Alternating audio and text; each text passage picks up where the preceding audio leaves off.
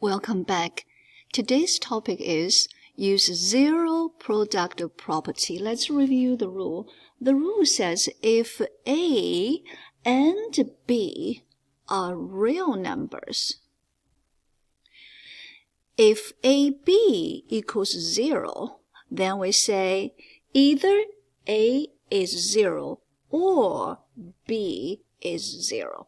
That is a rule. Now, with this in mind, I think we can learn how to solve the next problem. We have a question look like this. Z minus 4, open close parenthesis, the other part is Z plus 2 equals 0. Remember our zero product property.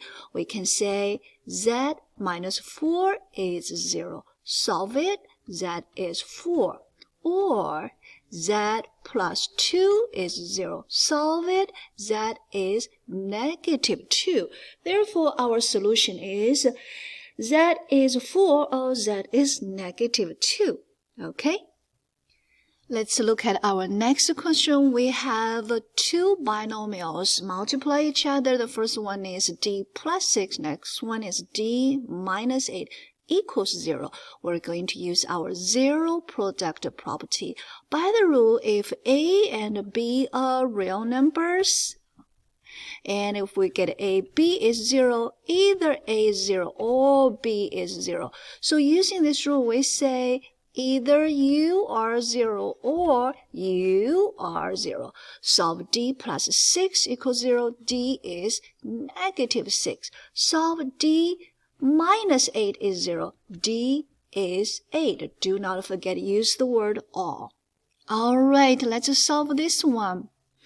2W plus 5 open close parenthesis times open close parenthesis 7W minus 5. So we're going to set it up. Either you are 0 or 7W minus 5 is 0. Let's solve the first one. We're going to minus 5 each side. Then we're going to divide 2 by 2 each side. And what do you have? Pause this video, work on it. Do you have W is negative 5 over 2? Let's work on the second one. We're going to add 5 each side, then divide by 7 each side. What do you have? I have W is 5 over 7. Do not forget to use our word all. Okay, that is how we use zero product property to solve these questions.